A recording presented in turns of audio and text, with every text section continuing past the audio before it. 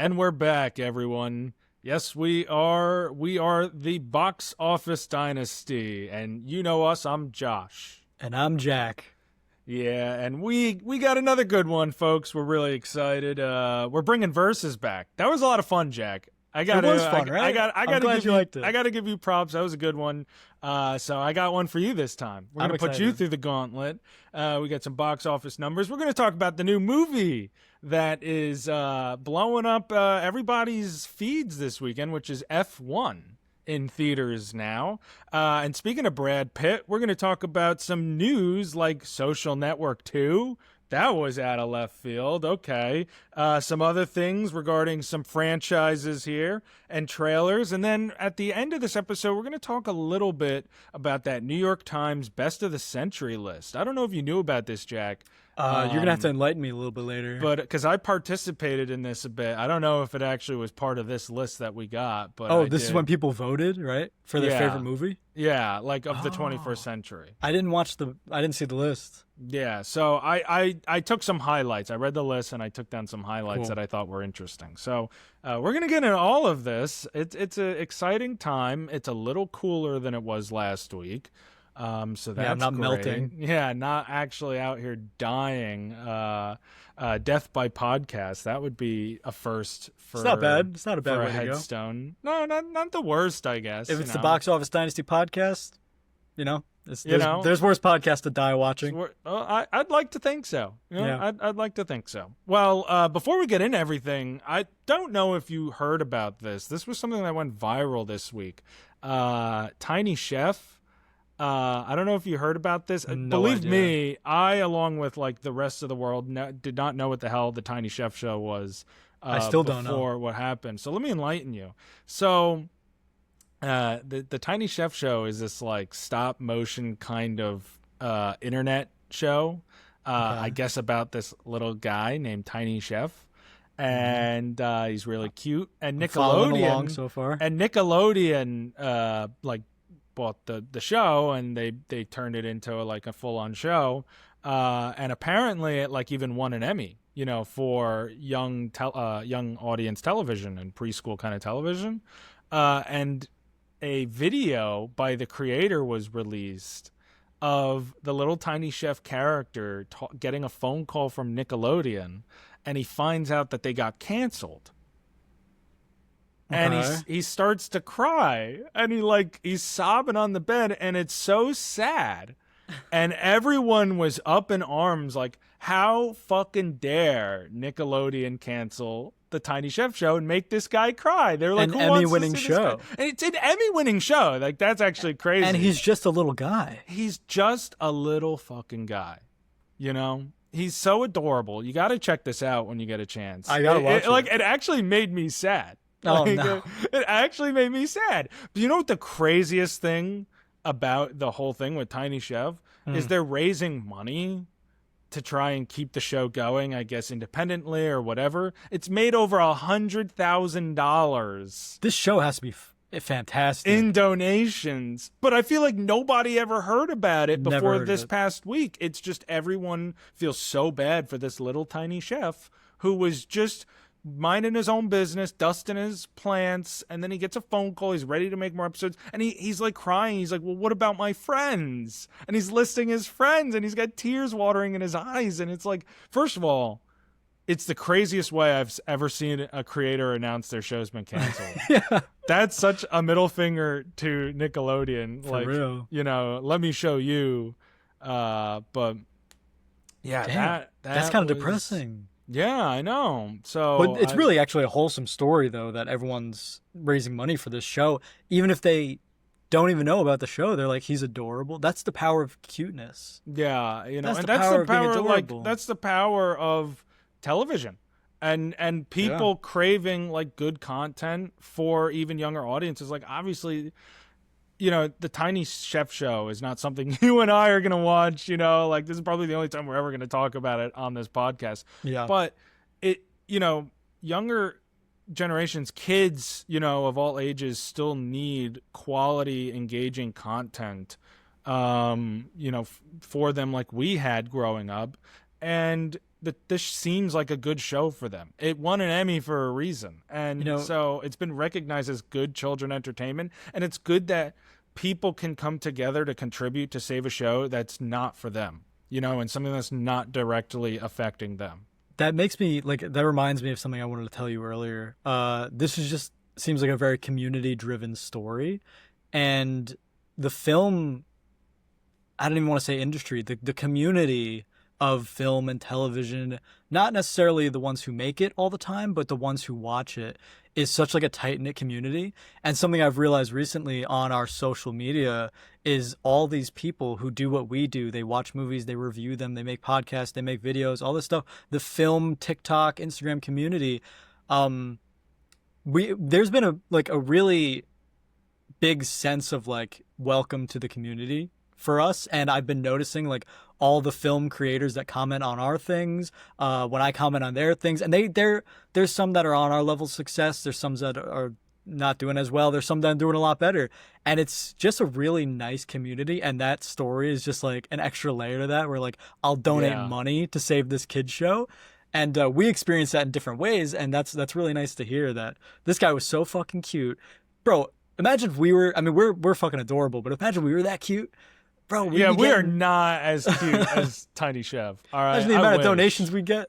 We'd be swimming in it. We'd be swimming in it. But so I agree. I definitely agree. It's the power of film and television, and just this craft that we all bond over and appreciate, and have found a community online. And we manifest in different ways. Some are the creators, some are critics, some are whatever, and just that we all can come together. It's really cool. So yes, now that we are about coming together, let's pit us apart in verses. Oh, okay. Yeah, let's go. All right. So this time, Jack, you're going through the gauntlet. All right, buddy. So I got a good one for you. You ready for this? Yeah. Explain the segment to anyone who hasn't seen last week's episode.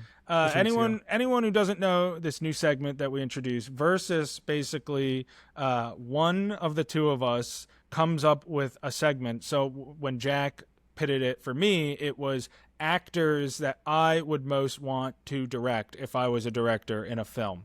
And so he named one and then would name another, and I picked one, and then it keeps going all the way like a chain through the end. That person moves on to the next round. Yes. Against and then a new opponent. At the end, we see like who was the last one standing through the gauntlet, and also which option had the longest run. Yeah, I think it's kind of like TKO, and it is TKO for Jackbox. Jackbox, yeah. I think for the coming weeks, we should get a third party to make one, and then we both have to like argue about our cases in case we disagree. That could be fun. Yeah, that could be fun. We'll look into that. So, all right, are you ready for this segment? What's the category? The category is types of movies that you would want to see get made. So like if you're a studio executive and I'm pitching you, or whoever is pitching you, these two ideas for a movie, which one would you choose? Okay, I like it. Okay. All right. I think I have like 12 of them, I think is what it is. All right. You ready? Mm-hmm. Would you rather see a Peter Dinklage rom-com or a dual Michael Cera buddy comedy adventure? So it's like Sinners, where it's both characters played by Michael Cera, and they go on a buddy comedy adventure. 100%, not even a single doubt in my mind, the double Michael Cera. I love Peter Dinklage. He's great, but two Michael Ceras is better than one. Yeah, can you imagine two Michael Ceras on just like a stupid adventure, and like their car breaks down? I would. And they have to argue. Pay so much money to see that. Yeah, like that would be so fucking hilarious. That is so good. Michael Cera, if you ever see this, please make that. I don't care. Steal the idea. Please just make it. So that's already a favorite to win this segment. All right. Would you rather see the dual Michael Cera buddy comedy adventure or a Tom Cruise Civil War epic? Michael Cera's moving on. Okay. Michael Cera. Right. I love Tom Cruise too, but I think Michael Cera is just he's iconic. Tom Cruise is iconic, but Michael Cera is my goat. Fair enough. Okay, so would you rather see a dual Michael Cera buddy comedy adventure or a Game of Thrones movie? A Game of Thrones movie, there's so many details that matter in that. I'm assuming it's like a good Game of Thrones movie, right? I mean, yeah. Like, it Yeah. depends who's making it. If it's the same guys who did season 8 and like they haven't learned their lesson, fuck no. No, there's no in this case, there's no creators attached yet, but like a pitch to make a Game of Thrones like movie. I was imagining it as like it takes place after. Oh God, you know what? As much as I want to see a Game of Thrones movie, I would love to see a Game of Thrones movie. I just think Game of Thrones is over. Stick with House of the Dragon. I'm going Michael Cera. Wow. Okay. Would you rather see the dual Michael Cera buddy comedy adventure or Hamilton the movie? What the fuck is Hamilton the movie? Just like Hamilton the musical, but as like a movie adaptation of it. My favorite part of Hamilton is, but they still sing, right? Yeah, it's still a musical. It's adapted into a movie. Ooh, dude, honestly, sorry, Michael Cera, Hamilton the movie. Okay, you're actually the one who showed me Hamilton. I did show you show. Hamilton, the musical, and that is, I guess, like Hamilton the movie, but I mean like an actual like adaptation, like a West Side Story. Yeah, like a West Side Spielberg West Side Story kind of version. Yeah, I would actually love that shit, dude. Okay, interesting. If you bring back all the original cast, I would love it. Yeah. I mean, that's how I pictured it. Yeah, but, Hamilton's moving on. Okay. Would you rather see Hamilton the movie or Monsters, Inc. 2? Because, I mean, we got a prequel. We got Monsters University, but we never got a sequel. Monsters, Inc. 2. I'm just trying to... I run through my head... Every time you're saying a new one, it's like I run through my head what it could possibly be. Yeah. Monsters, Inc. 2, I'm picturing, like, Mike is in charge. Like, Mike Wazowski's in charge of the whole factory, and, like, Boo maybe comes back as a grown adult or some shit. Hamilton the movie. Okay. I don't know. Pixar rarely has a good sequel. I think Toy Story is like the only. Well, according to you, Inside Out 2 is better than Inside Out. Oh, that's true. Inside Out 1 fucking sucks. I mean, it's crazy. You're right. Okay, Hamilton the movie or a Jordan Peele time travel horror?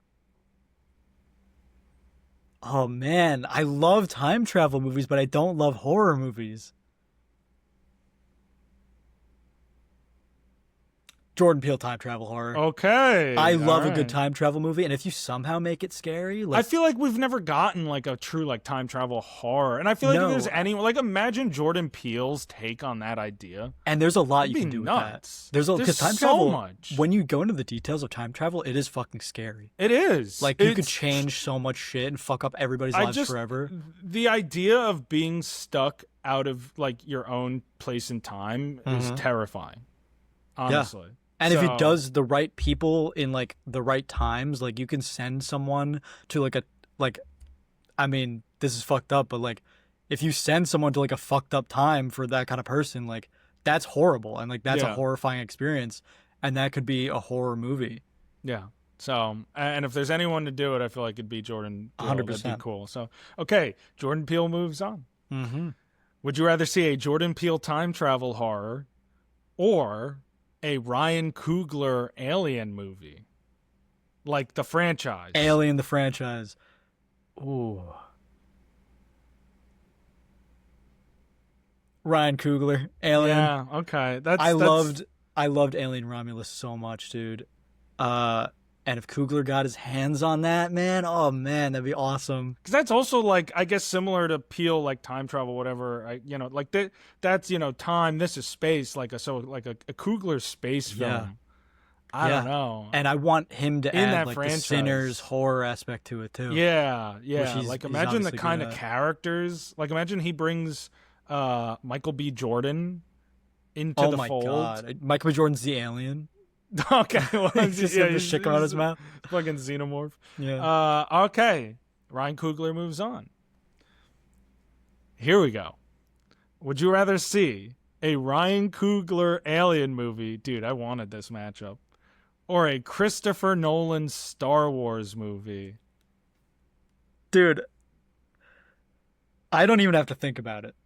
There's no thoughts in my head besides Christopher Nolan. Yeah. That could possibly be like the greatest movie of all time, in my opinion. Like if Christopher Nolan directed a Star Wars movie and put his whole Christopher Nolan into it, dude, I would fucking lose my mind. Yeah. Like, yeah, that was originally the last option in the gauntlet, and then I decided I had more to go here, but because that could win it. You know what I mean? that could probably will win it. But I am curious to see it pitted up against a couple others here. And to think I thought Michael Cera would win it all. Michael Cera, though, what a run for him. I didn't know you had this in your back pocket. You always got to keep your best tricks up your sleeves. That's right. Would you rather see, Jack, my friend, a Christopher Nolan Star Wars movie or The Amazing Spider-Man 3 with Andrew Garfield and all the cast back? Oh, dude, this is the hardest one easily. This is the fucking matchup of the day, I'm sure. Oh, God. Amazing Spider-Man 3 could have so much good stuff in it. We learned that he doesn't pull his punches. Just Spider-Man being a fucking lunatic after Gwen Stacy's death. Oh, shit. Christopher Nolan. I have to. He would bring Star Wars back. We thought Mandalorian brought Star Wars back, and then Disney decided to kill it again. Disney, Christopher Nolan, you could bring Star Wars back together. Okay. I don't disagree. But it does deflect from the matchup I was setting up. Oh, really? Would you rather see a Christopher Nolan Star Wars movie or a Sam Raimi Spider-Man 4? I knew it, dude. With Tobey Maguire.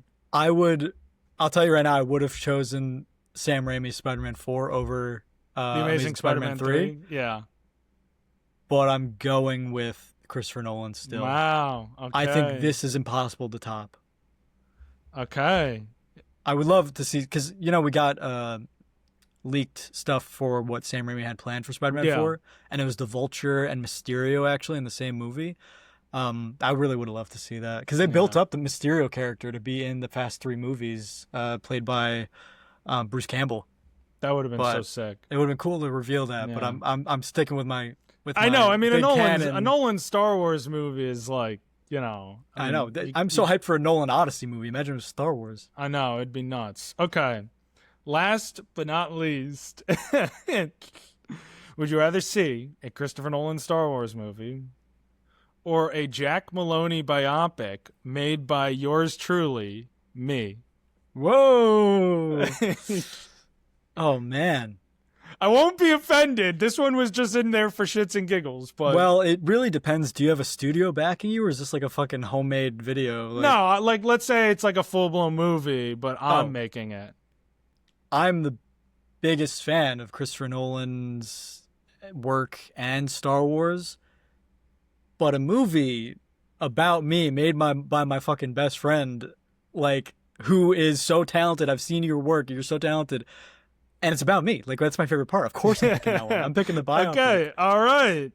Well, there we go. So the Jack Maloney biopic, made by yours truly, Josh Kesslinger, survives the gauntlet as the last one. Let's go, baby. And we have a tie for the longest streak between the dual Michael Cera buddy comedy adventure and the Christopher Nolan Star Wars movie. So, before we end this segment, Jack, if you had to choose between a dual Michael Cera buddy comedy adventure and a Christopher Nolan Star Wars movie, which would you pick? Can Michael Cera be in the Star Wars movie? I mean, maybe, but it's not a... That would be... What if it is a dual Michael Cera buddy comedy adventure in the Star Wars universe directed by Christopher Nolan? That wins it all. What would it be called? Cera's in Space. I don't know. That's terrible. Would Michael Cera be a Jedi? All right, wait. What if it's a dual buddy comedy? Are they like Padawan? No, he's a Jedi and a Sith, trapped together. or something like that. Oh, dude, that's so Or funny. like a rebel and a stormtrooper like trapped together. So or something. what is the joke though about them looking the same? Are they? Maybe They're not they're related. Like they're just like twins or something. Like, no. What? and they're, No. like, What if? separated? What if everyone points out to them they look related and they're like, we don't see it. They never acknowledge They it. just no. They're just like every time someone's like, why do you guys look the exact same? We're like, I don't see it. We look so different. Like what fucking are you- Yoda's ghost shows up and he's like, you guys exact same you guys look, and they're like, no, Yoda, like chill. Like yeah. You know, it just. What was your favorite on that list? I mean, like 'Cause obviously those were a lot of good options. Obviously, the one I'd want to see the most is the Christopher Nolan Star Wars movie. I think, because Star Over Wars you is one of directing my- your own big budget movie? Well, yeah, you know, but with all due respect, I don't know if a biopic about you is the first thing I would choose. I would choose to direct. We could With, Hollywood it a little bit. We'll But embellish. maybe we'll make a biopic about us. And the That'd be pretty rise awesome. of the box office dynasty, the box office dynasty biopic, We're rising up. You know set how in it the is. Star Wars universe, starring dual Michael Cera's playing you and I. Yeah, Directed because you and I by- obviously look so similar. So we're the we exact look like same. brothers. We basically look like two Michael Ceras. We might as well be. And it will be directed by Christopher Nolan. That was a great category. Those were some really fun. I'm glad you choices. liked it. I love that. Yeah, that was. I loved the segment, and I loved getting to play around in it. And I'm excited for us to keep kind of going back and forth, Yeah. throwing each other in the gauntlet in the future. That was fun. So why don't we move on? Something a little more serious. The box office numbers. This is like school. This is the school part of the podcast. Lock in. All right. Well. Oh, I opened up a different tab by accident. These are your box office numbers for the weekend of June 27th to the 29th. In fifth place, in its second weekend of release, making $9.7 million, but a pretty sharp 67.7% drop from its first weekend, is 28 Years Later. This is still, I think, the most successful of all the three movies in that franchise, but that is a pretty steep drop. In fourth place, in its first weekend of release, making $10.2 million, is Megan 2.0. This was definitely not a movie that got a lot of marketing. I don't think anyone really cared that much, but it's a movie there. you and I are not going to see probably.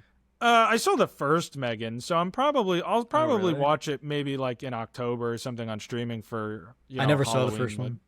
but the first one was okay. It was, I think I gave it like a 6 out of 10. It was not underrated, but like overhated. It was a good movie. Okay. But this one does not look good. In third place in its second weekend of release, making another $10.7 million, which is a 48.7% drop, is Elio. So Pixar maintaining top 5. In second place, in its third weekend of release, another $19.4 million, 47% drop, is How to Train Your Dragon, the live-action remake. And in first place, racing in with $55.6 million in its opening weekend, the new movie that we're all going to talk about is F1.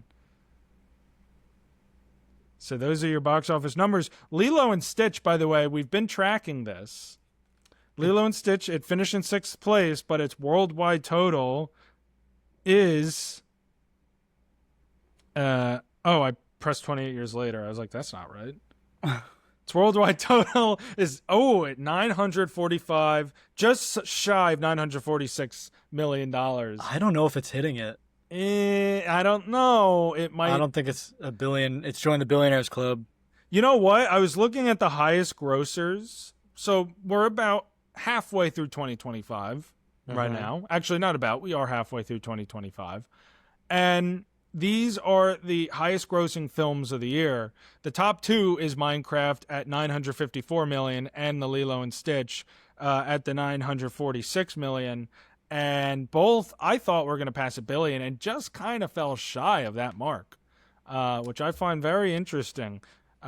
Mission Impossible 8, How to Train Your Dragon, and Captain America Brave New World round out the top 5. Sinners is the only non-franchise film in the top 8 with $365 million in the first half of the year.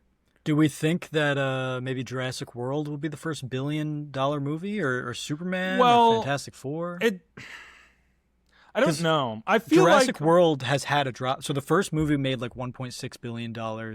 The second, like Jurassic World, the second Jurassic World made like 1.3, and the third one made like just $1 billion.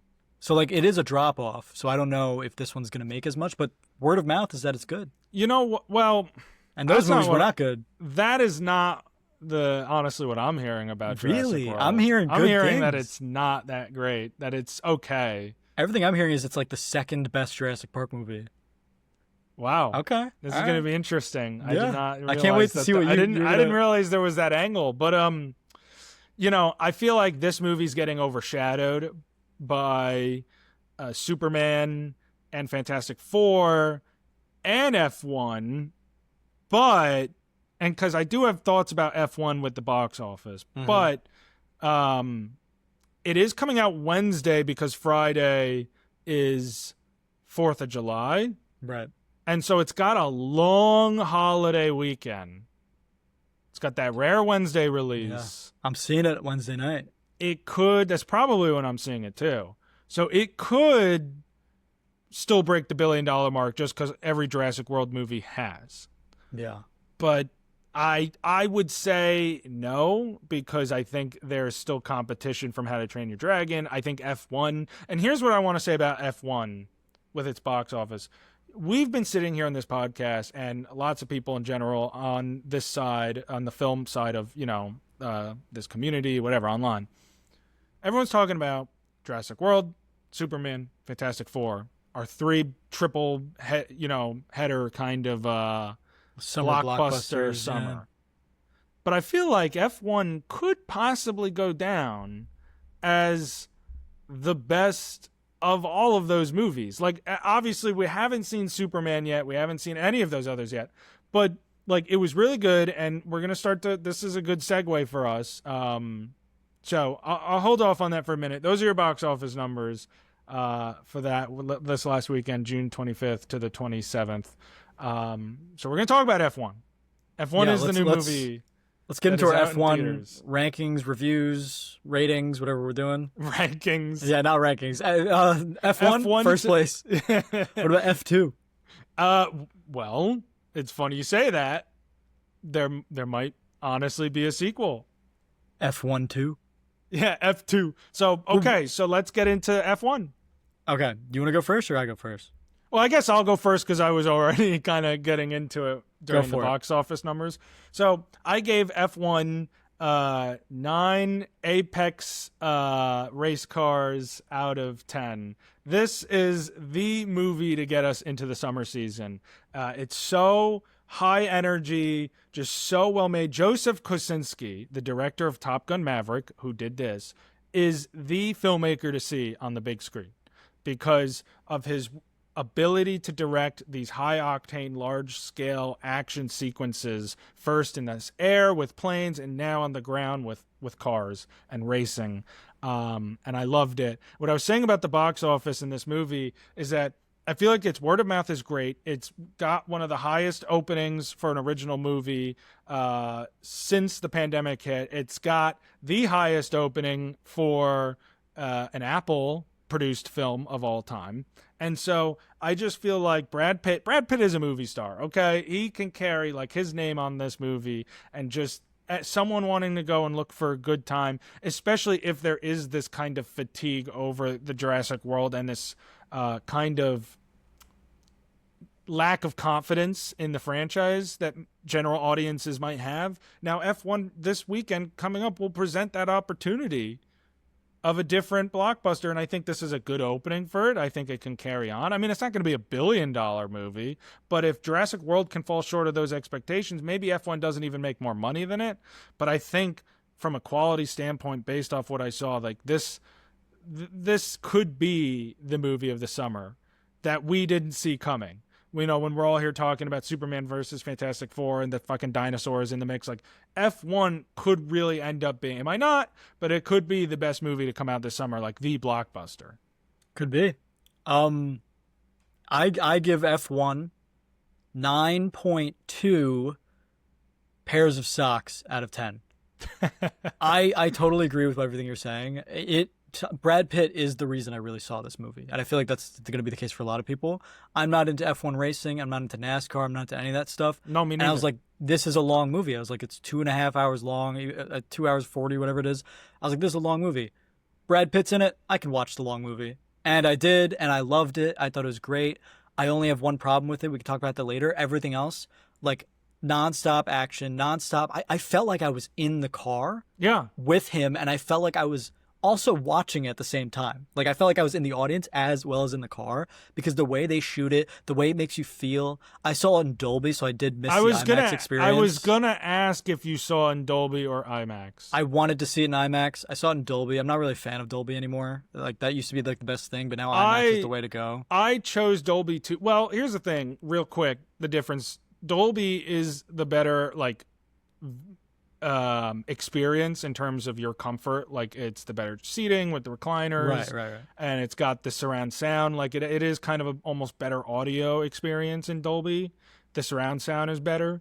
The because you're talking about like the sound design, like this movie gets you from the start. You know, like, it jumps at you like immediately from the start. You're like, the sound design on this movie is as good as anything I've ever heard in any movie I've seen. It's literally shaking you in the seats. The way they edit it and mix it together, it's beautiful. It should win all the awards in this Oscar season, and that, like, it's able to get you. You know, like I said, you're locked in immediately. You're locked in immediately. And there's scenes where there is no sound.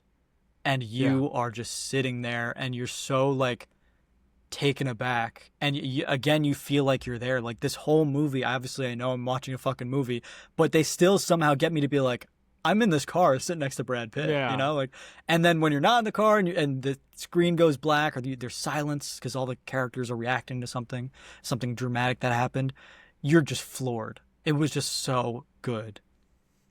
I remember, it's funny when you put it that way, 'cause I remember, you know, when I was a kid and I was doing theater and different things like that, and I was taught, like, what makes a good play, what makes a good show on stage is, like, when someone could be sitting and they're watching people on a stage doing a performance. And especially, it's not like a movie where you can't really be that immersive with the setting, because there's only so much you can do. You have the physical limitations of being live in a theater.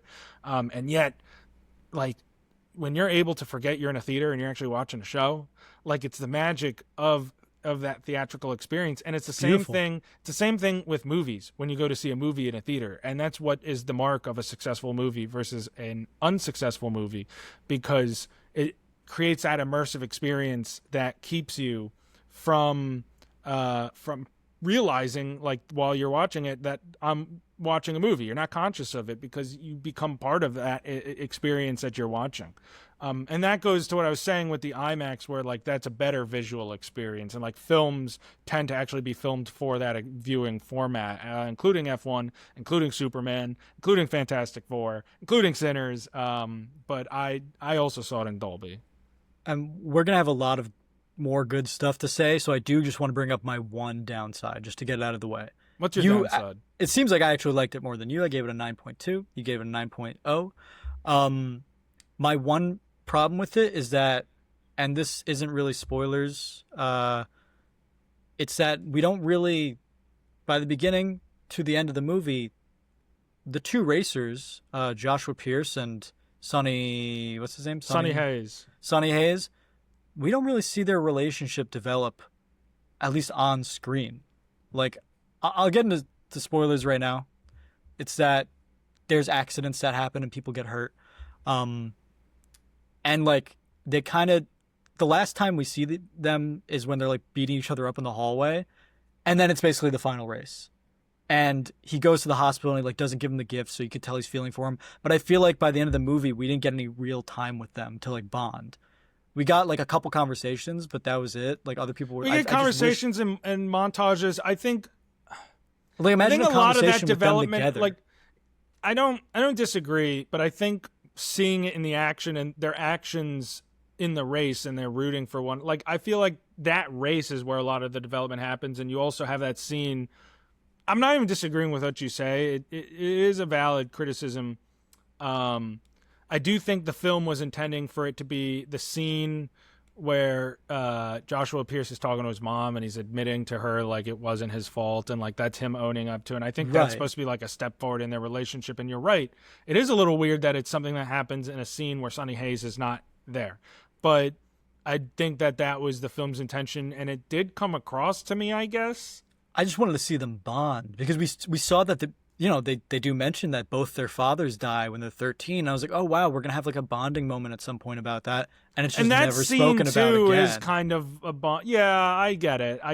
They like call each other assholes, and then they're like, "You're a good driver," and he goes, "Oh, thanks," and like the scene ends, and I'm like, "That's it? Like that's the best thing you've ever said to each other?" Like, I just don't think that they were necessarily like best friends anyway. I think I just wanted to see that. Especially you're going through these like that's fair. life-altering things. I kind of wanted to see more of a relationship with them as well. That was my criticism of it.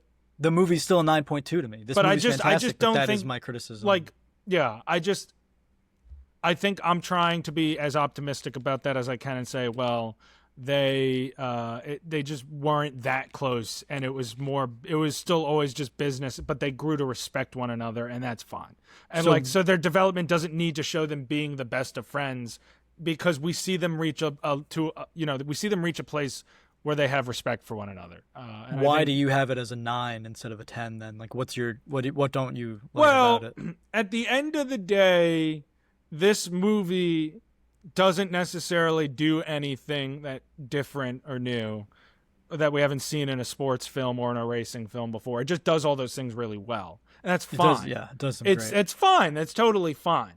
You know what I mean? But when I think of a 10 out of 10, I really think of a movie where it's both great and also like I watched it and I'm like, I feel like I'm watching someone do something, whether it's the acting or the direction or the cinematography or the music, or like something needs to stick out to me where I'm like, this has I've never felt this way, or I've never seen this, or I've never heard this, or something. You know, right? Do you think that's an unfair standard? Maybe, but those are my standards. I watch a lot of movies. I don't, because I was thinking the same thing, and I was like, wow, the way this is shot is fantastic, but it's pretty much the same type of stuff we get in Top Gun Maverick. Yeah, which is like it's been done before, and of course by the same guy, but it's like.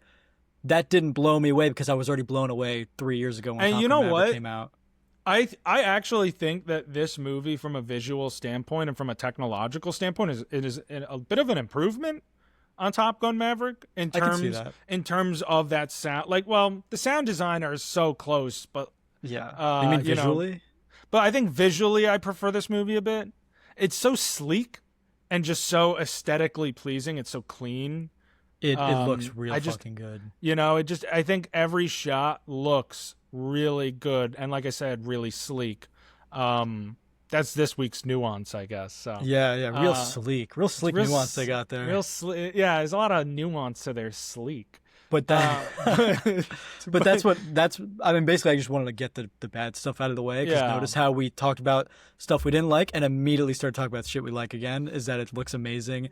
The acting is also fantastic. Yes, I mean, you think Brad Pitt would carry the movie, and he's fantastic, but the ensemble cast is also amazing around him. Yeah, I thought that Brad Pitt really played that role well. And again, it's an archetype of a character, this disgruntled old vet, kind of like out of their time, wanting to get that one last shot at glory, blah, blah, blah. We've seen that before. But Brad Pitt played it well. Who doesn't love a really great Brad Pitt performance? We love it. It's great. There's a lot of exciting action. There's fireworks. It's big. He's as charismatic as ever. He's charismatic. Javier Bardem and Carrie Condon never disappoint in performances for me. You know, I've seen them in other stuff. I love them and stuff. Yeah, Javier Bardem, he's probably one of my favorite actors. He was fantastic. He's up there. He's great in this.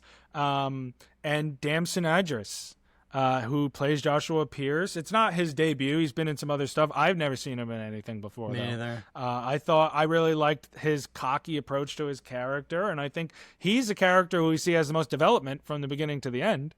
He definitely does. Because I think it takes range to portray that. I did talk to people, speaking of development, and they didn't like how, again, spoilers, at the end of the movie, Sonny Hayes goes back to being his old self. And he goes back and he doesn't stay with the team, and he goes and he does other races for other people, whatever. I really enjoyed that. I thought that we got a really great character development for Damson Idris. I really liked that Sonny Hayes, Brad Pitt, stayed true to himself, and he didn't really have as much of an arc, but he had slight development in his personality and his relationships, and we disagree. get his truth and him being himself. What do you disagree with? That he doesn't have an arc just because he leaves in the end. I think he doesn't have as strong as an arc as most of the other people. Like I feel like he learns to be a team player by the end of the movie. Just because he leaves doesn't mean he's not a team player, because he came back to help the team win. And he was going to sacrifice the race for Joshua Pierce. I think that's the ultimate development of his character. He wouldn't have done that at the beginning of the movie. He even says it to him. He even says that, he's here for himself. By the end of the race, or by the end of the movie, he's willing to give it up for him. And I feel like he does learn what it means to be part of a team just because he leaves, because he doesn't have anything left to prove at that stage is why he leaves. Not because he's still the same old Sonny Hayes. If he's still the same old Sonny Hayes, he's not coming back. He's not coming back to finish that race. And he finally checks the card. Yeah, and he looks at the card at the end to tell me Sonny Hayes has no character development is crazy. I disagree. No, he does. I just think his arc wasn't it's not so much an arc to me, because we don't see that development. That's my problem with this movie, is that there's not as many character driven moments as there are true. Race car driven moments, and literally driving a race car. And Sonny, he kind of is the guy to not give up the race, and then he is the guy to give up the race. There's no in between, it feels like. So it's not more of an arc, it's more of just a change. There's no in between. There's the crash, we see interviews, we see scenes where he's talking to what was it, Kate, and everything. I can understand that there's not enough to say we don't see anything besides him racing and then just suddenly be a different person. I disagree. I think he goes through a lot throughout that season. There's a lot of highs and a lot of lows. Yeah, he goes through a lot. We see him interact with these other characters around him, and it's the way that they're reacting to his approach that tick goes off in his brain. Maybe it's a little more subtle, but I don't mind that in contrast to how bombastic so many other parts are and how many moving pieces there are literally to this movie. So, I mean, I get the criticism.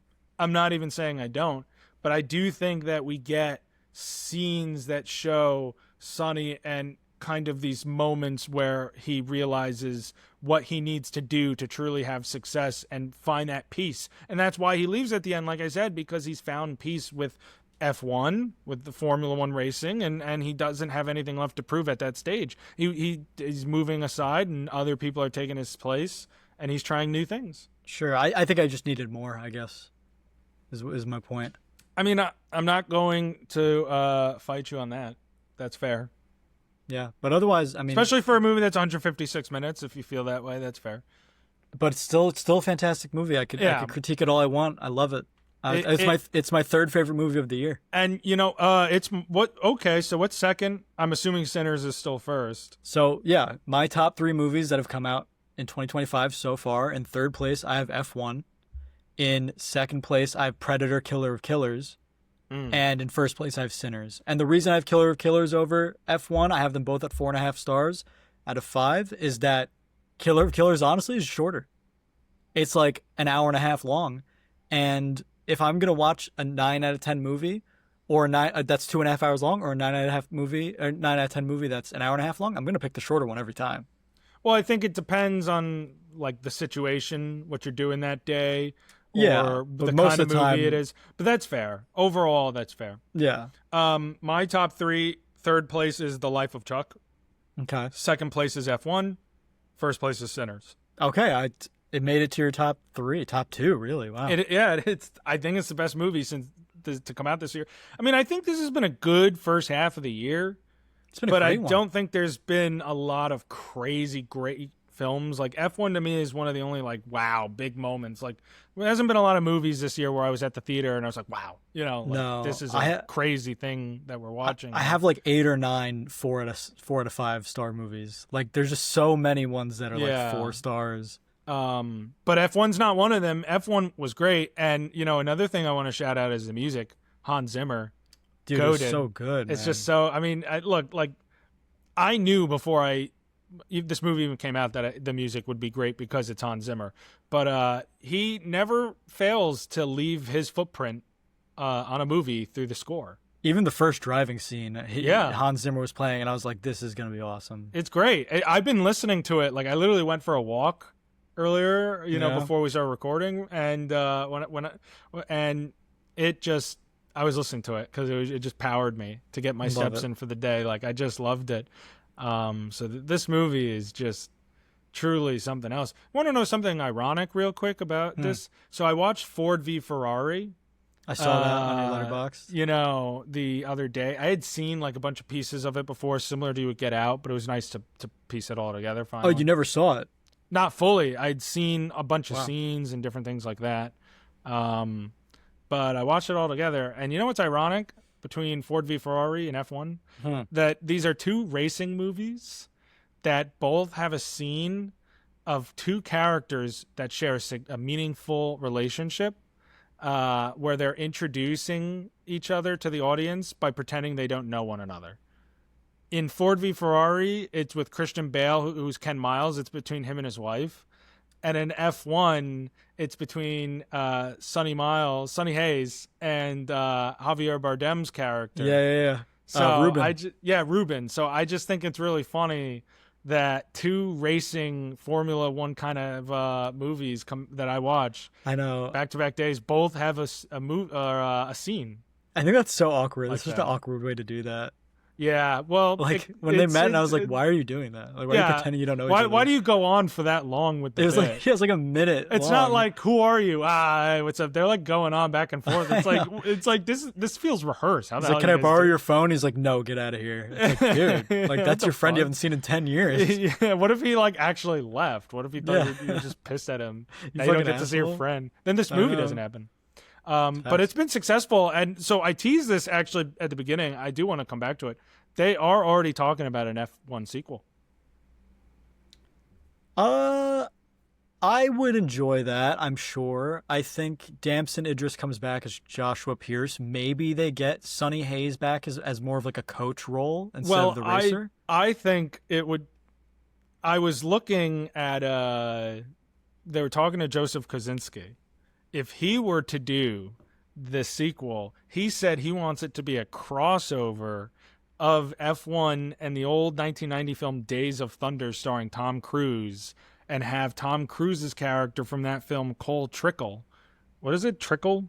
Yeah, Trickle. I've never seen the movie. But it's directed by Tony Scott, who also directed Tom Cruise in the original Top Gun. And he wants to do a sequel where it's like pitting these worlds together and these racers against one another with Brad Pitt, Sonny Hayes. If it's Kosinski doing that, that could be... I know, and he loves Tom Cruise, so... Like Tom Cruise and Brad Pitt in this world. It could be kind of fun. I don't know. That could be awesome. So, that could be really cool. But they are, regardless, talking about an F1 sequel, and with the financial success it's had, I know, no doubt that they will probably do it. I'm sure. This movie probably cost so much to make, though. I don't know. Like I feel like this was a super expensive movie to make. Is it here? Can I see it? And if it's not, it looks like it, which is really good. It looks like it was super well made. F1 budget. Let's look it up.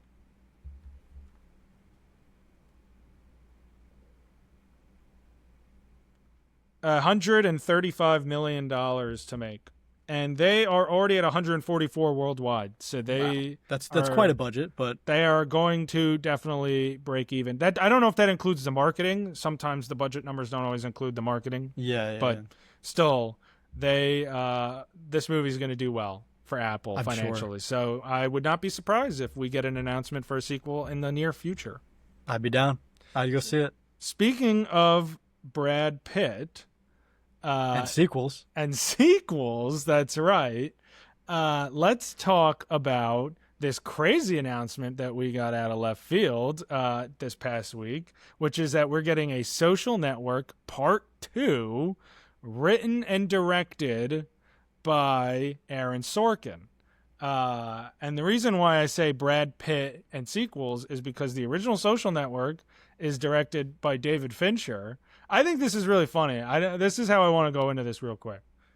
So we're getting a Social Network sequel written and directed. By the way, Aaron Sorkin wrote the first one too, but now it's going to be directed by Aaron Sorkin and not David Fincher, because David Fincher's directing the Once Upon a Time in Hollywood sequel that was originally directed with Brad Pitt, that was originally directed by Tarantino, but is now going to be Fincher. It's just a very weird, like, chain. I don't know. Yeah, it's a weird trail of directors and actors. And giving their projects to someone else to do something else. But yes, anyway, the Social Network Part 2 coming out. What are your thoughts?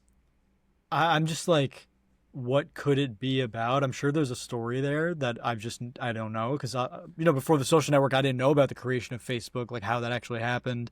So I'm sure there's a story there.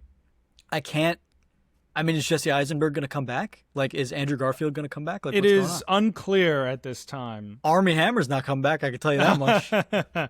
Probably not. I think I read somewhere, I'm trying to find it. I thought I'd read that, like, it might be about Facebook during COVID and, like, dealing with, false news and different things like that. I don't know. Like, that just doesn't sound as appealing to, like, the start of the company. Yeah, I don't know. Apparently, it is going to be inspired by the Wall Street Journal series, The Facebook Files. I've never read that, so I don't know. I don't know.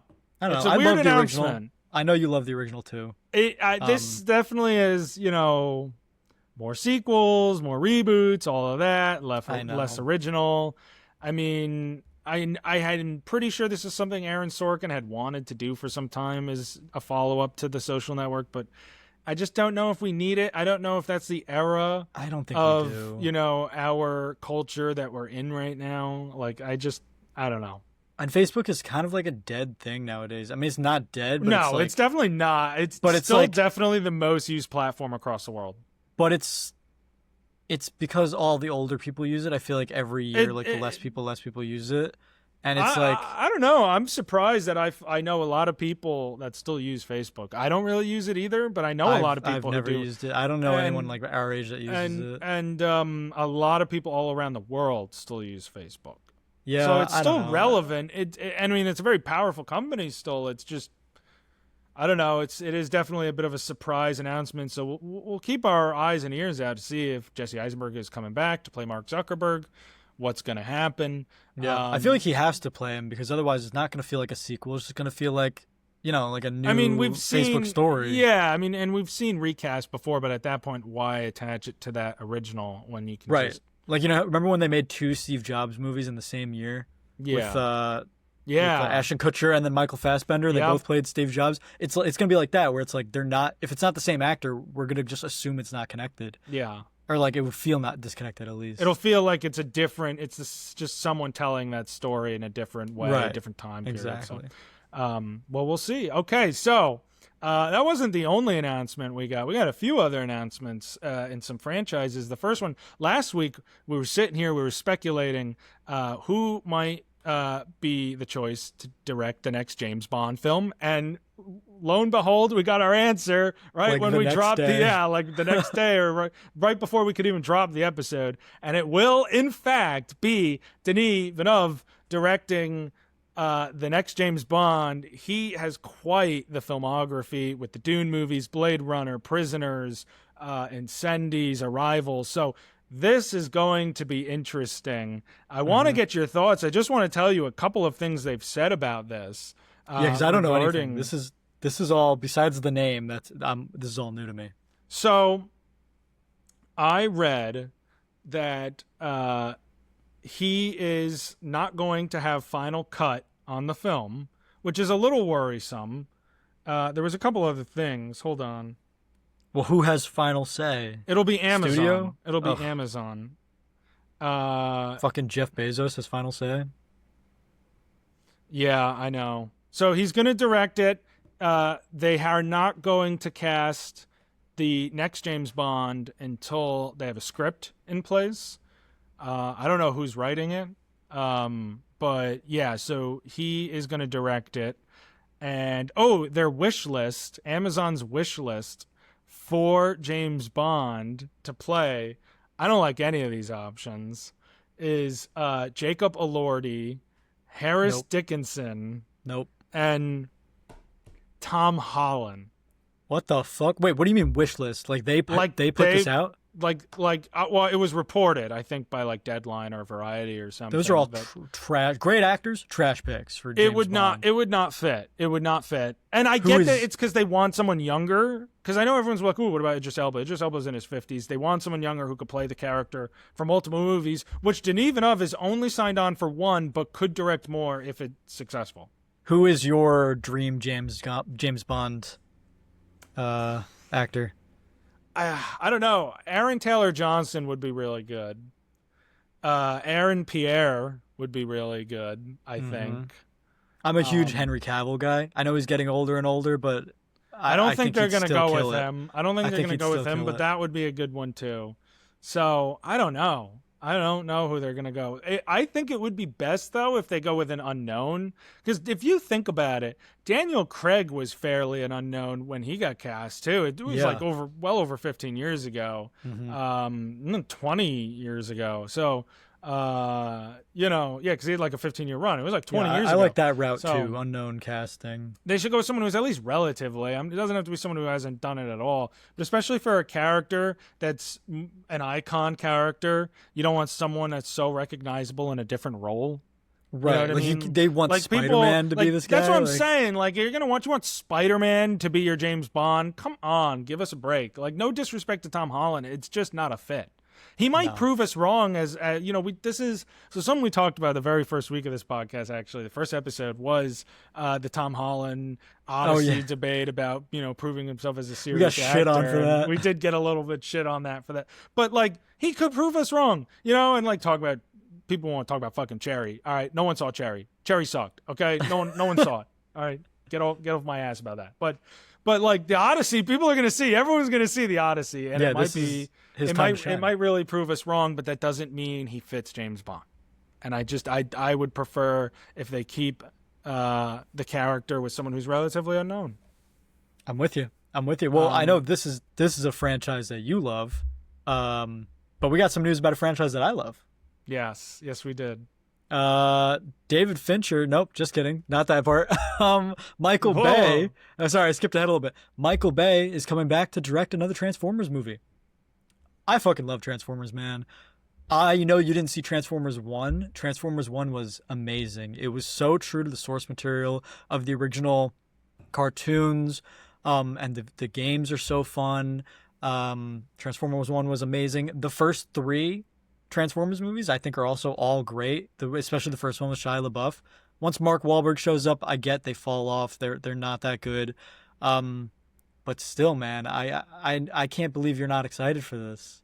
I don't care. I just don't really care about Transformers. The first one's fine, of like the Michael Bay ones. The rest of them I don't really care about. Oh man, dude, they're not very good. They're just kind of big, moving, fucking car robots, and it's all action. And that's not awesome. It's all style, no substance. There's nothing there. There's some movies where I'm like, they're dumb, and I'm like a lot of the Jurassic Park movies, which we talked about last episode. I'm like, they're dumb. I don't care. I'm having so much fun, and they're so cool, and they're fun, and I'm having a blast watching it. Don't care that it's dumb. I'm the same way with Transformers. I'm not like that with all movies. Fast and the Furious, I'm like, what the fuck? This is the dumbest shit ever. It's bad. But for Transformers, I'm like, this is the dumbest shit ever. It's awesome. Yeah, but I'm just the same with Fast and Furious with Transformers, where I'm like, it's bad. And maybe the Transformers 1, I think, was directed by, Josh Cooley? I have no idea. No, I'm not sure. But anyway, it doesn't matter. Like Transformers 1, I didn't see it. And I did hear good things, and maybe it is. But that's why I'm not excited, because most of the Michael Bay ones aren't very good. They're all, like I said, style, no substance, just flashy, nothing. And I just feel like it's going to be more of the same of that. It doesn't excite me, and it's not a franchise that I'm a huge fan of in the first place. So, it's not something I rush out to see. So I don't really care. That's okay. I mean, that's how I feel about the James Bond. It's for somebody. It's for somebody. Yeah. Like, I just feel like I'd be more excited if they were going with a new approach, not just the same thing. Like, that's why last week we talked. All right, what would get you interested in a James Bond? New approach, big filmmaker. Like, if they said, I'm not saying Denis Villeneuve is going to do a Transformers movie, but like if someone interesting, someone new with a different vision came in, that would interest me more. But just Michael Bay again, I don't know.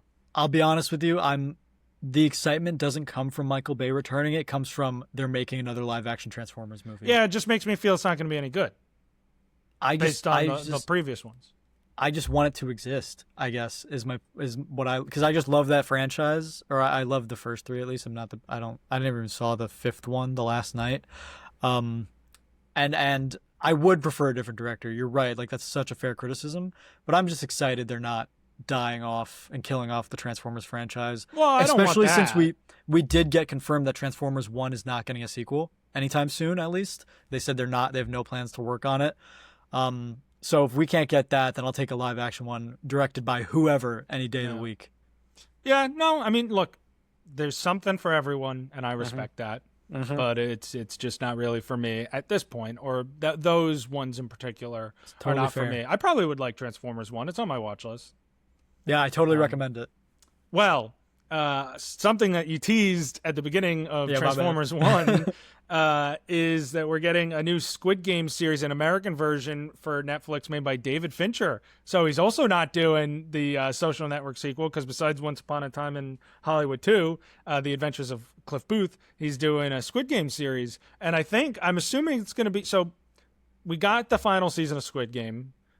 We haven't seen it just yet. Neither of us have seen it yet. I have seen the surprise cameo at the end. I do know. I have who not. Shows up. I've never even heard there was one. So I won't say it then, but I did see it, and it is pretty crazy, and I'm assuming it's going to connect to this. Oh, I did see that too, actually. Fincher series. Oh, okay. I did see that. Now that I totally big fucking fat saw liar. that. So should we just say it on the podcast? Spoilers. Spoilers for Squid Game season 3. Can I say it, because I want to know if it's the same one? Yeah, you say it. Spoilers for Squid Game season 3. Kate Blanchett shows up at the end of the season. Okay. Whatever happened to Leonardo DiCaprio showing up? I thought I heard he was supposed to be in Squid Game, and I guess that never happened, because I feel like I would have heard about that. He was supposed to show up in like season 2, right? No, I thought it was going to be season 3. Well, maybe he does, and we just haven't had it spoiled for us yet. I feel like if we heard about Kate Blanchett, we would hear about that, though. That, like, DiCaprio and fucking Squid Game. I remember when I read that, I was like, wow, of all the things, Leonardo DiCaprio could do anything he wants. I'm just surprised he chose Squid Game. It's a good show, whatever, sure, but like maybe he'll show up in David Fincher's Squid Game. I mean, maybe. do we have any details of like the plot? I don't know much about it, to be honest. You're the one who put it on our list for the week, actually. I know. I was hoping you just could wanted shed to some mention light. it. Predictions wise, we know there's Americans in Squid Game as like the guys who like. There's leaders of like different not leaders, but like rich people from every country. Yeah, the ones who are like watching. Yeah. And they're I don't even remember what they're called, but they're wearing the gold like animal masks. And we know at least one of them is American. And Kate Blanchett, I guess she might play an American in this movie, in the show. I don't know. Maybe they start their own Squid Games in America after seeing it in Korea. You know. So yeah, it's possible. I was thinking that too. Like, it's in the same universe, and it's just the game's going on in other places around the world. I don't want it to be like a recreation. I want it to be same universe. Maybe the Squid Games moved from South Korea to America. Yeah, that could be interesting. I could maybe get on board with that. I would not be on board with just a straight up recreation. And I do think you have to wonder if Netflix is milking Squid Games already. I do think that it's starting to die of interest. So it'll be we'll see if David Fincher can revive that, but something like before we move on, this just sparked something in my brain right now. We're already getting spin-offs for Squid Game. Do you think it's a little weird that we've never gotten a Stranger Things spin-off, considering it's Netflix's like biggest property? I'm pretty sure they're going to do spin-offs, though. I think I feel like we would have heard something. I think they were just focusing on the original one. No, I'm pretty sure the creator said that there were going to be some kind of spin-offs at some point. And we've gotten tons of other Stranger Things media. We've gotten books. There's a fucking play. I'm pretty sure they're all added to Dead by Daylight. Yeah, like there's lots of Stranger Things media that exists. So and I'm not saying I want a spinoff. I'm just surprised they haven't made one considering it's Netflix. They probably will. Like all things considered, they probably will make a spinoff origin at story. some point in the. Please no, dear God. All right. Well, one last thing that came out that I want to talk about is the new trailer. It just dropped today, as of this recording, for the film Project Hail Mary, starring Ryan Gosling and Sandra Hüller. I read the book. I've read the book. Oh, you know how to read? Wow. Evidently. Wow, so, good for you, buddy. I know. I pat myself on the back. Let's go. Yeah, it's about time one of us reads a book. Yeah, I've never read a book. It's a film podcast. It's about beat time me. we read a book. I watch books on TV. Yeah. You're what like, what about audiobooks? No, I like visual books. I like visual. Where they say the dialogue out loud and they also act out the scene and that's my favorite. Show everything, and I don't have to do any thinking or processing. So yeah, I've read the book. How'd you feel about the book? I love the book. It was such a fun read. One of my coworkers, she recommended it, and so I read it, and it was great, and I'm super excited for the adaptation. I'm very upset about one thing from the trailer, though. It irked me. Even when you were watching it right before we started, I don't like that they reveal Rocky in the trailer. Yeah, I was surprised by that because as I was watching the trailer, I was like, wow, he's like alone in space type movie. There's a build up. He finally goes to space. He gets stranded. And then they show the alien. I was like, that's a huge twist. Yeah, that was something in the book that they build up to. And it's like a whole big deal of like, he sees this ship. It's in the distance. He's trying to communicate this and that. He doesn't remember everything. Yeah. It's such a big buildup over like multiple chapters, and it's really cool and tense. And I just don't like that. Like, I feel like this movie could easily just be marketed as Ryan Gosling alone in space, doesn't remember why he's there, has to save the world. I was hooked. Light years from home. I was hooked before the alien showed up. It's got a mixture of comedy. It's also kind of scary, like, But no, here's the thing. The alien stuff is great. Rocky is, like, awesome. I love Rocky. I just wish they didn't spoil that in the very first trailer. Yeah. The movie looks really good. I mean, at least the trailer does. I loved The Martian, and the book was written by the same person who wrote The Martian. So I've never read either of those books, but I love the movie The Martian with Matt Damon, so I'm very excited for this. Both.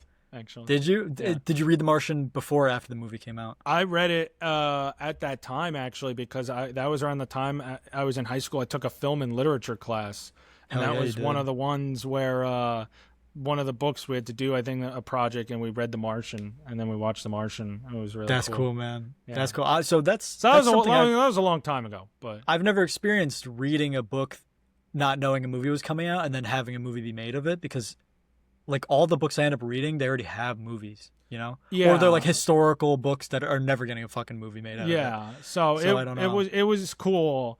Usually I'll see a movie and then watch or read the book after. Exactly. If I really like the movie and I want to. So it is interesting and I'm really excited. It doesn't come out until March of next year, so it's going to have a lot of separation in time between when I read it and when I'm seeing it. But I'm still excited to see what happens in the book. It's got such a great end, and I'm really excited to see how it translates on the big screen. I think Ryan Gosling is a great choice to play Ryland Grace. I love Sandra Hüller. She's great in Anatomy of a Fall. That was an Oscar-nominated film. She was nominated. Like that, she is going to be great in that role. This movie is 2026 is a stacked year, and I still believe that this could be one of my favorites to come out that year. I mean, I'm not saying it's going to be better than The Odyssey, but I can't wait to see it, and I can't wait to talk about it. It looks great. It looks so great. So keep an eye out for Project Hail Mary coming out March next year. But we got plenty of time. Speaking of things coming out, let's talk about this New York Times Best of the Century list. I don't know if you really participated in it. I didn't participate. I didn't even know it was happening. So you might have to explain to me and the audience what it is. And I don't know the results of it. So I don't even know if the results included our votes or if it was just specifically people in the industry. But the New York Times did this massive poll within readers and industry people and whatnot of their 10 favorite films that came out in the 21st century. It was like a ballot. and you filled out the ballot, and then they took all the results and they released what the top 100 were based on those results. Wow. I wish I participated in that. I participated. I Spider-Man 2 on that list. I came across it. I voted. I put some weird ones in there. The thing is you can't really pick 10. Like, you just can't pick 10. You know what I mean? There were so many I wanted to pick. So it was hard to justify. But I took some notes. So the list came out, and I took some notes of what I thought were some interesting ones to share on the pod here, because we're not going to sit here and go through all 100. But yeah, so here's some highlights from New York Times' best films of the century, 100 best. Number 100 was Superbad. Superbad cracked this list at greatest comedy of all time. 100. I thought that was interesting. The highest Marvel movie that I clocked on this list was Black Panther at 96. Okay. To be fully honest, I can see that. I did not. Yeah. I don't remember. I'd have to go back. I scrolled through last night, but I don't think I saw another one higher than Black Panther at 96. No Spider-Man 2? No, that's fucked up. I don't think it made the list. I'm sorry, pal. Damn. Interstellar came in at 89th. I was surprised it was that low, because it was on my ballot. It was definitely on my ballot. Doesn't have great like Rotten Tomatoes scores or anything like that, but I know people love it. Like, the critics might not love it, but the fans fucking love it. The fans of that movie are passionate about it, and I am one of them. Me too. I'm glad it made the list, but I thought I didn't think it was gonna be number one. I actually correctly predicted number one. I'll get to it when we. I wonder if I could guess that. Do you want to guess before we go any further what number one is? I wrote down the whole top 10. That I did write down. I don't know, dude. Number one, I'm gonna throw out like 3 or 4 guesses just to see if it's on there. I'm gonna say I'm gonna go ahead and say that maybe Oppenheimer is on there. I'm gonna say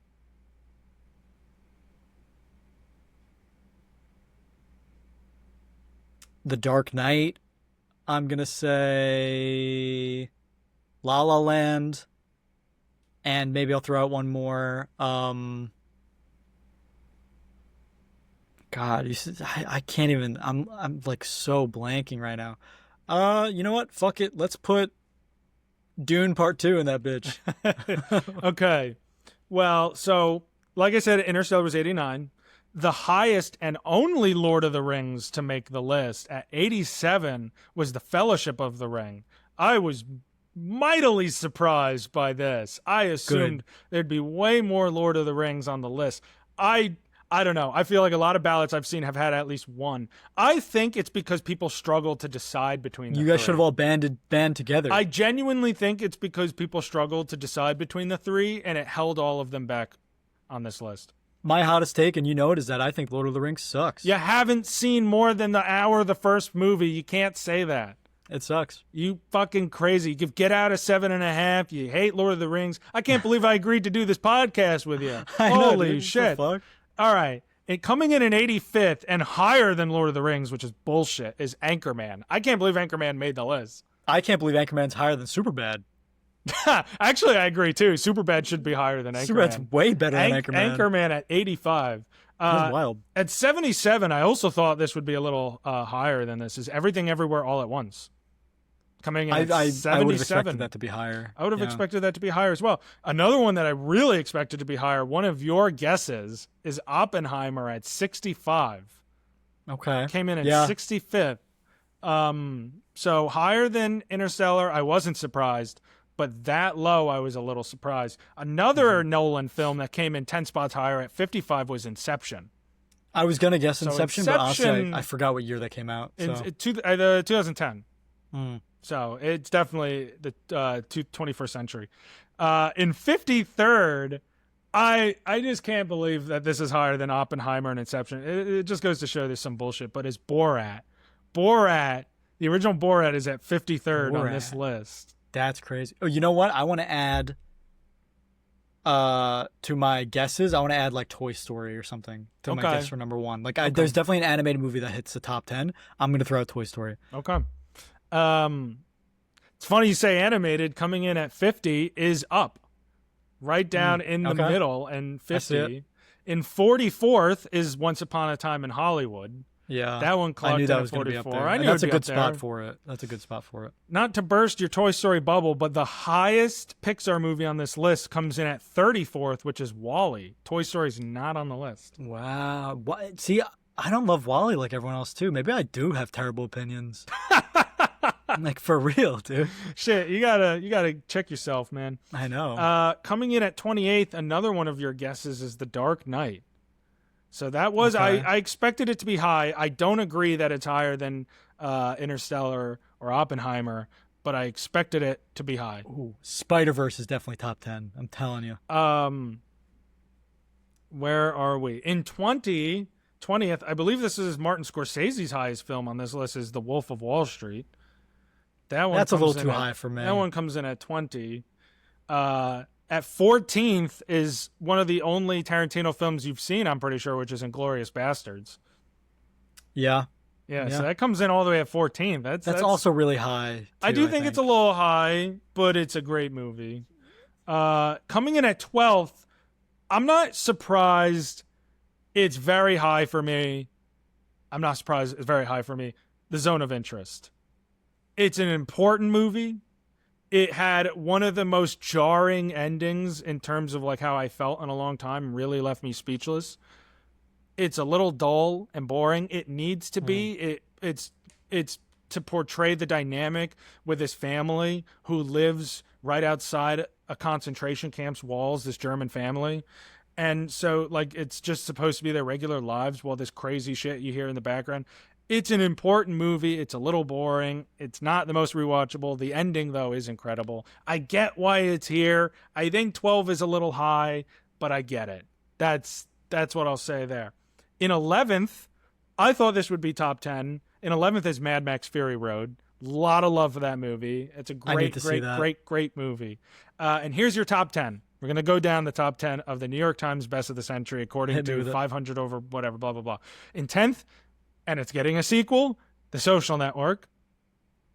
In 9th, the highest animated movie on this list, Spirited Away, the Studio Ghibli film. I forgot about There's no Spider-Verse on this list. I again wonder if the two Spider-Verse movies caused people to split their opinions on it. Oh, maybe. Because people really split on Into or Across. Yeah, so I wonder. But Spirited Away has a lot of love, so that one comes in 9th. In 8th place, a movie that, according to Jack, is a 7.5 out of 10, is Get Out. Get Out came in 8th place. 8th place? Dude, you fucking Get Out came in 8th place. It's a good movie. It's a fucking awesome movie. Fuck! All right. In 7th place. Yeah, you're a freak, bro. In 7th place, yeah, apparently. In 7th place is Eternal Sunshine of the Spotless Mind. Never seen it. It's a great movie. Dude, how are you a film podcast host? You've never seen Eternal Sunshine. You got to watch it. Make it the Bible study number. It's got to be. It's definitely in there. It's definitely in there. Comment Bible study numbers, folks. In 6th place, a really great adaptation from a book to a movie is No Country for Old Men. Joel and Ethan Coen. I love that movie. In 5th place, top 5 now, Moonlight comes in 5th place. I remember not loving it. I saw it when it came out. I really need to rewatch this movie. I think I'd have a much different perspective now. In 4th place, you're not going to know this movie, but it's on my watch list. It's called In the Mood for Love. In the Mood for Love. It is basically it's directed by Wong Kar-wai. It's a Hong Kong film. Okay. Never heard of it. I'll give you the description real quick. 1962 Hong Kong, two neighbors form a strong bond after they both suspect extramarital activities of their spouses. Okay, sounds interesting. Oh, you know who's in it? I forgot. Tony Leung, who's in Shang-Chi. He's like he's the Mandarin. Yeah. Yeah, I like him a lot. So he's like the lead actor in that movie. Cool. Yeah, it's apparently a loved movie. It's on my watch list. In 3rd place, this was definitely going to be one of the top movies, was There Will Be Blood. That movie is one of the best movies to come out. One of the most important and incredible critiques of capitalism and religion in the modern century. Love it. In 2nd place, I was surprised to see it so high. There's a lot of love for this movie. Mulholland Drive. It's on my watch list. Yeah, that is a great one. David Lynch. It's on my watch list too. I will concede I've never seen Mulholland Drive, so I would get shit for that, I'm sure. But it's also on my watch list. And in first place, do you want to take one last crack at it? So I didn't get it, clearly. Yeah, no. I got it. I got it right. Not to toot my own horn. What the fuck? Is it live action or animated? Live action. Can you give me the year it came out? 2019. Avengers Endgame. What came out in 2019? I'm so lost, dude. Give me the starting letter. Just for the record, Jack, Knives Out came out after. It came out in November and Endgame came out in April. I was asking you. You were the one telling me that. I didn't know. No, I was saying it didn't fucking matter, but I just wanted to clear the air. It did matter if Knives Out came out before. No, it doesn't fucking matter. There are different fucking release dates. Okay. You're an idiot. Okay. Anyway. What fucking movie is this? Number 1, best movie of the 21st century, according to the New York Times, that I guessed correctly, is Parasite. Oh, I never seen it. That is one of the best movies of the century for sure. I mean, I don't know if it's my personal favorite, but I understand why it's number 1. This movie is all the rave and more. Just you have to watch it. Everyone has to watch it. I'm ashamed that the only movie I've seen in the top 10 list is Get Out. And The Social Network. And The Social Network. So I've only seen 2, and one of them I only saw like 2 weeks ago. Oh yeah, Get Out. That's funny. I need to get on it. Yeah, you really do. You should try and I guarantee all of these are in the Film Bible.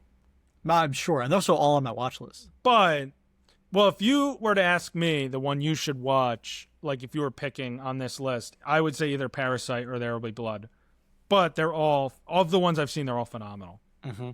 So damn, that's an interesting list. Yeah. So I wish I partook. I don't necessarily agree. Get Out was on my ballot. I want to see. I took a screenshot of it. Let me see if I can find it. Would you submit 10? Yeah. I put Lord of the Rings: Return of the King. I put There Will Be Blood. I put WALL-E. I wanted an animated movie in there, so I put WALL-E. I put Interstellar. I put Get Out.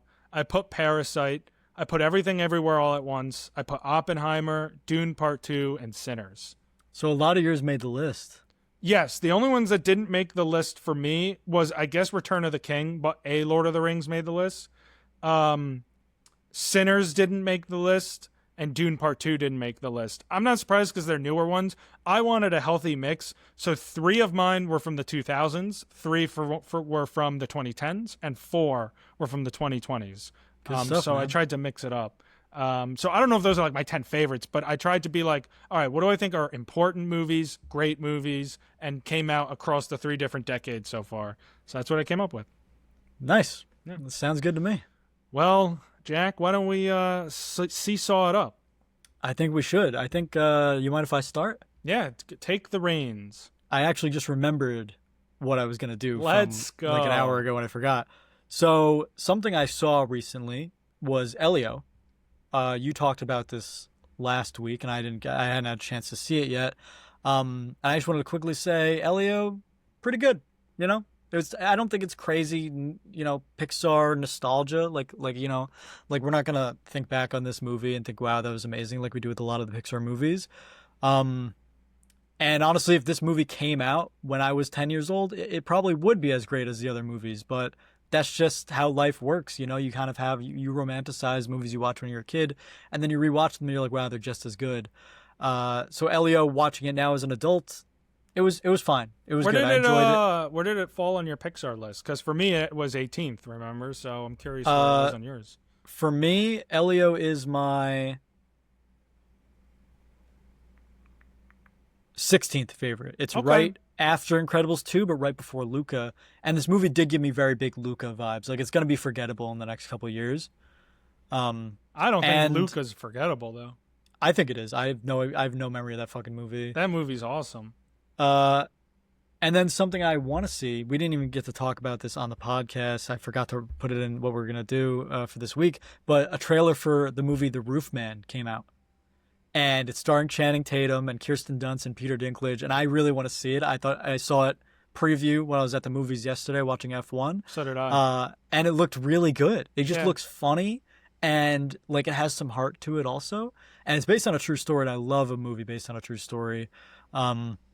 And Channing Tatum is like this guy who's an escaped convict who's living in the back of a Toys R Us, and he eventually like I guess breaks out of his shell after he's been there for like 6 months, and he starts making friends and stuff, and it looks crazy and it looks fun, and it looks like a good time. So that's a movie I want to see and a movie I saw.